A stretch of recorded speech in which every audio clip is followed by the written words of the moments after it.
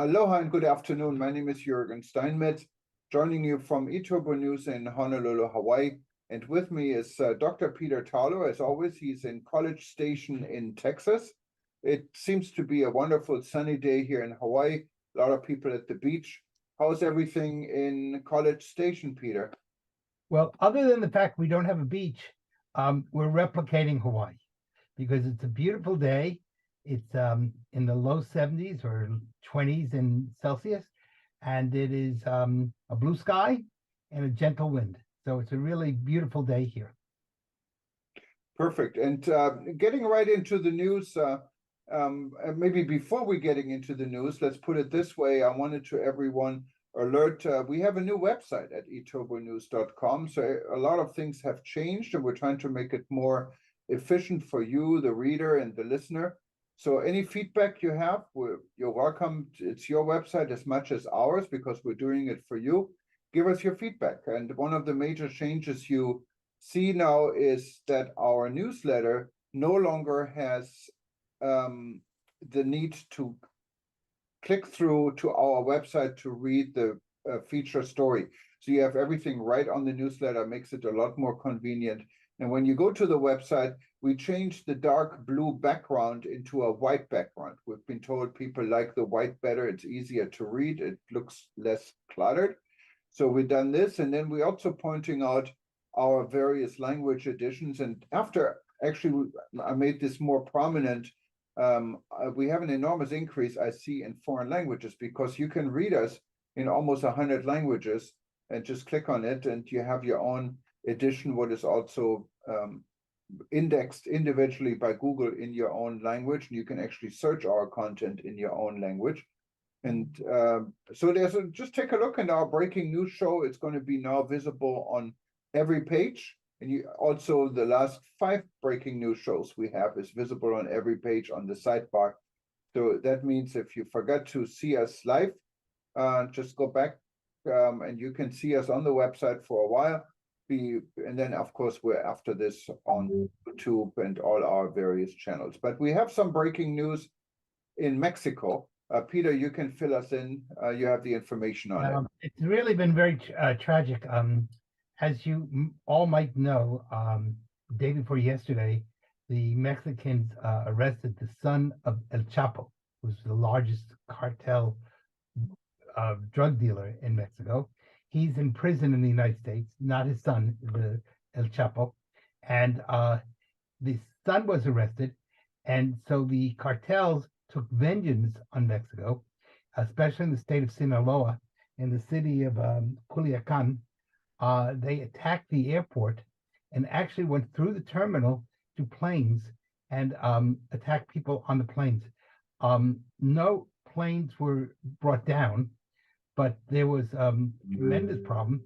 To the best of my knowledge, at the moment, there is no, the airport is still closed. Now, what's really important about this is not just that a cartel attacked an airport, or that it really hurts the tourism industry of Mexico tremendously and has gotten international coverage around the world. Somebody today wrote to me from Africa asking me about it. And when people in Africa are writing about the situation in Mexico, you know it's gotten worldwide coverage. It got big coverage in the BBC and in news outlets in France, etc. But this is a threat to tourism as a general pattern. To the best of my knowledge, this is the first time that someone's gone through a terminal and attacked people on an airplane. And so this is especially worrisome to some of the countries in Latin America who also have cartel problems. But, you know, this is something that could now be replicated for other reasons. It could be an attack by the Russians against Ukrainians or Germans or whomever they want to attack. And tourism needs desperately to have the ability for people to travel peacefully. And if you begin to really attack the airline industry, this could have a lot of repercussions. To add to that, lots is going on also in Peru. As you are sure aware of the fact, Peru had a coup d'etat about, well, originally it wasn't a coup d'etat. They arrested the president and put in the vice president. So it was kind of a legal coup d'etat, I guess you might say, or something like that. I believe they've had 6 presidents now in 5 years, but this one set off all sorts of riots across Peru, especially in southern Peru and against the tourism industry. And you had a lot of people in Machu Picchu who couldn't get out.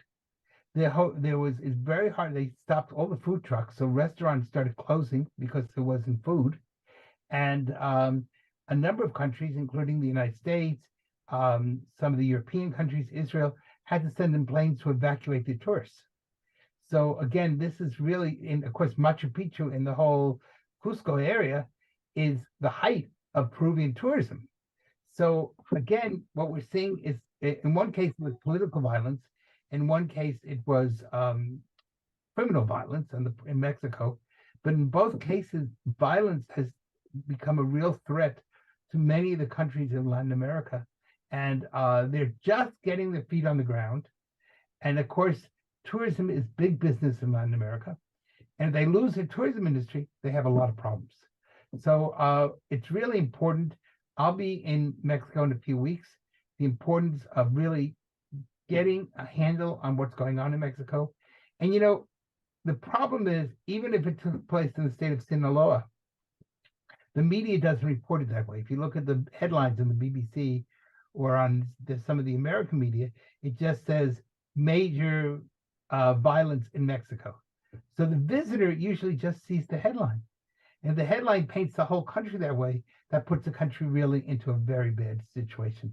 So this 2023 did not begin with a very good start in Latin America. It actually began with some other problems. As you know, that there was an attack also on a prison in northern Mexico.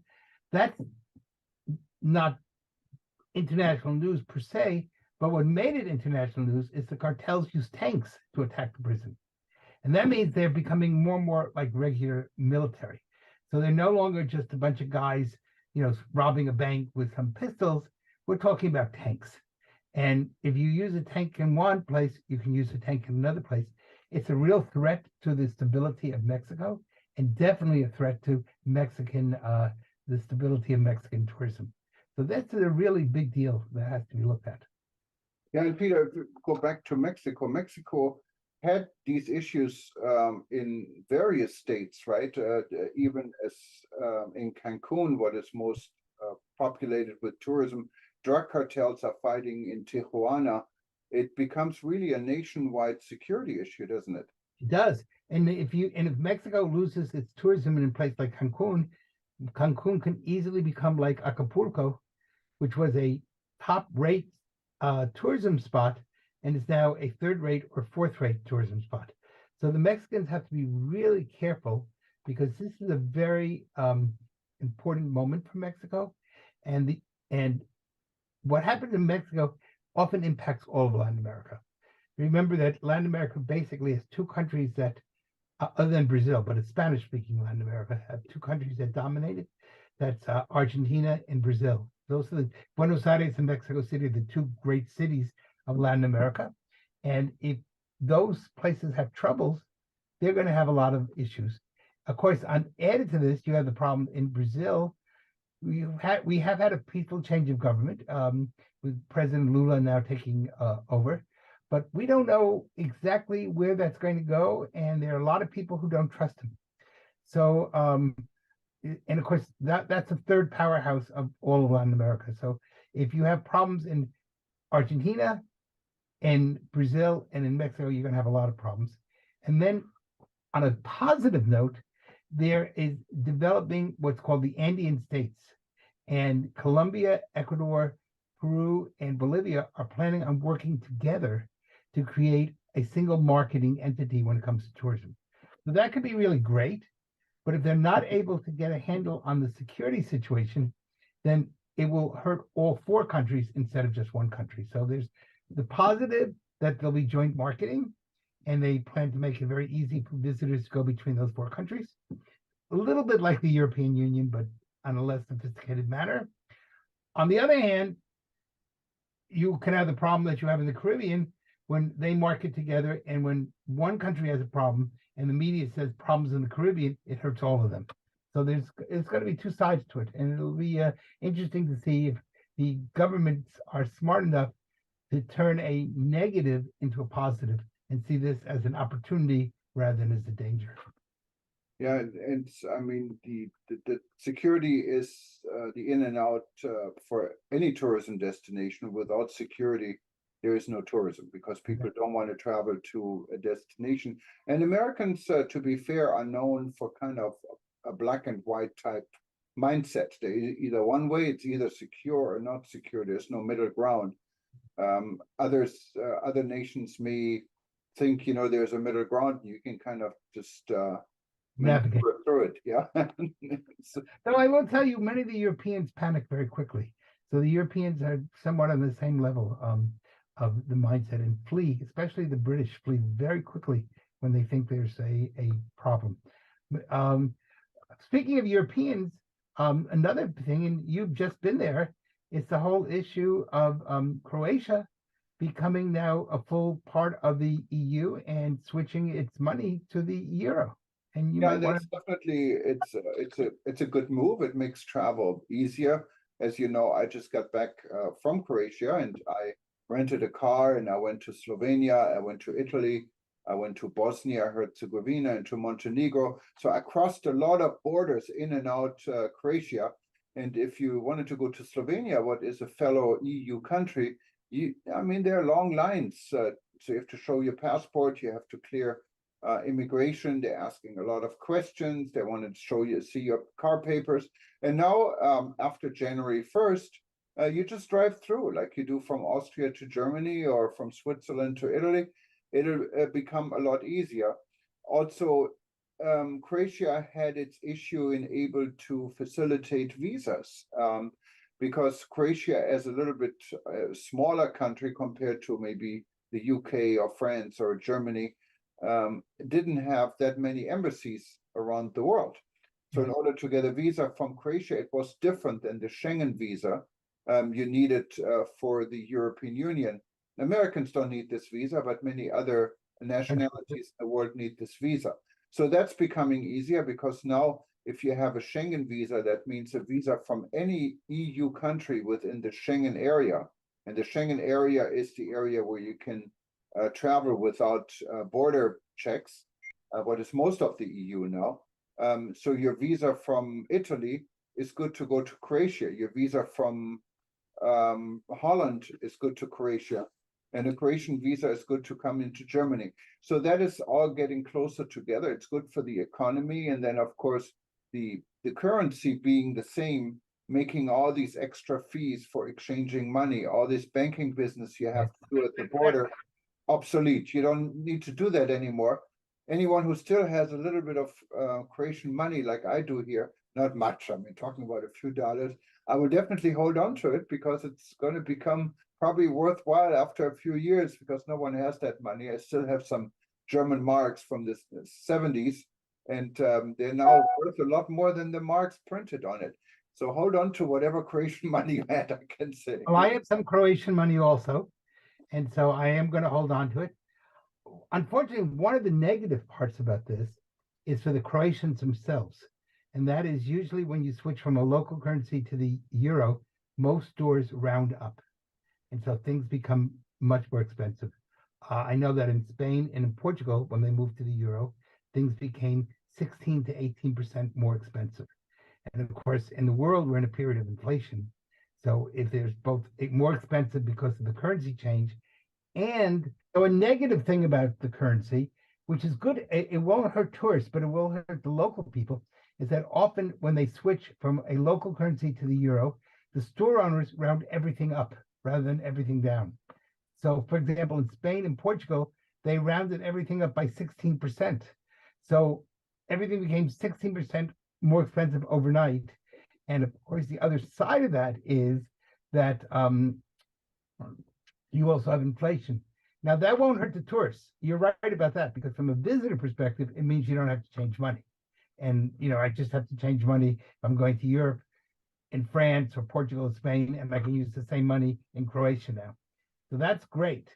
But it will be more expensive for the Croatians initially until things balance themselves out. Yeah, not only for the Croatians. I remember the time when I lived in Germany in the 70s, and then later on when the mark was replaced with the euro.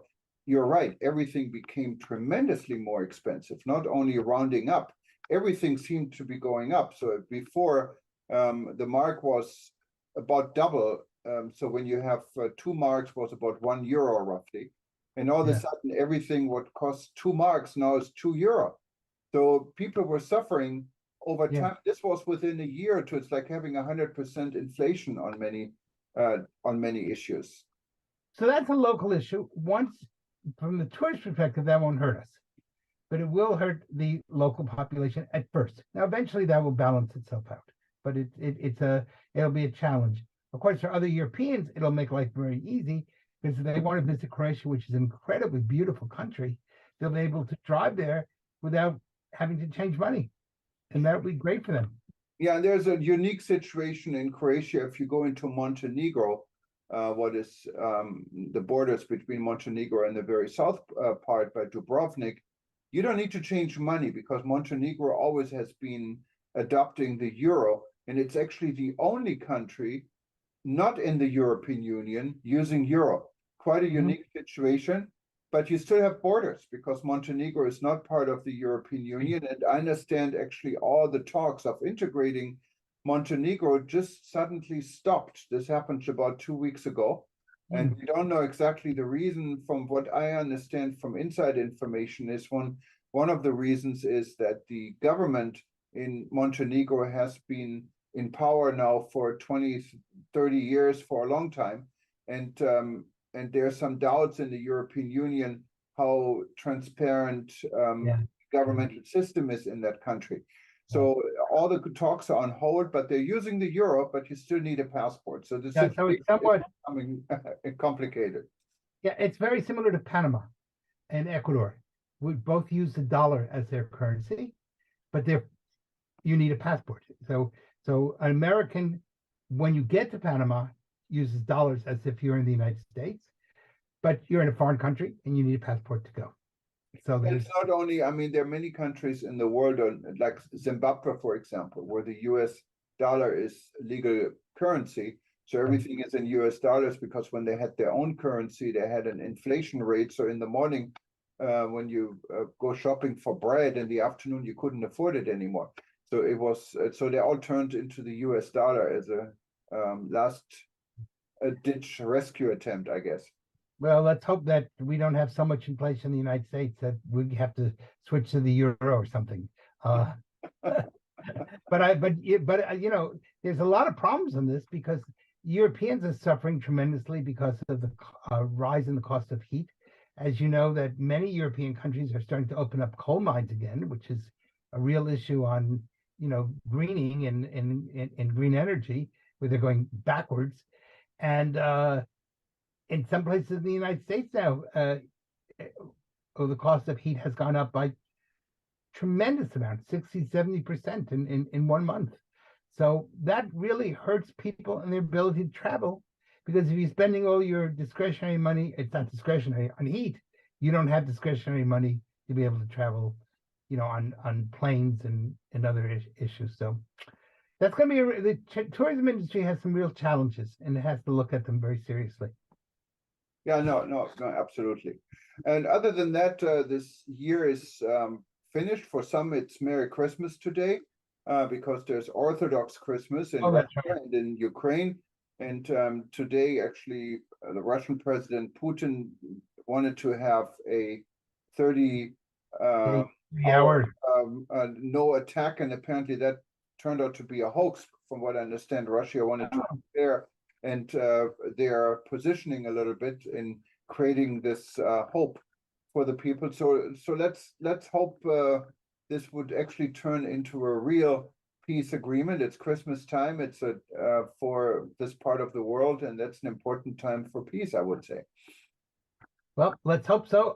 I think you know that our friend who lives in Odessa, Ivan, and I are writing a book about what the tourism industry has suffered during the Ukraine, and we hopefully will get that book done during 2023. so it'll be out for 2024. I'm hoping then it will be a history book and not a current events book, but we'll have to see. Only God knows if the war will still be going on in 2024. Let's hope not. Well, yes, and I agree with you. Well, it's the beginning of the year, January 6th Right. today, weekend coming up. And if you're watching us now, we're going to repeat our session. We're trying to get a little bit more structure into what we're doing, because so far it was we really weren't able to do it every day. So what I think Peter and I committed, we're going to do this at least once a week. Right. We have our breaking news show, but then also it is breaking news. When there is breaking news, we're going to have it more often. We have other people as guests. So if you wanted to be a guest in our show, just go to breakingnewsshow.com and click on the contact information and let us know what you like to talk about. Maybe we invite you to be part of it. And for everyone in Russia and Ukraine and Greece, Merry Christmas. For everyone else, you have a nice weekend, and let's make this a good year. This was our first edition in 2023. So again, one more last time, Happy New Year to everyone.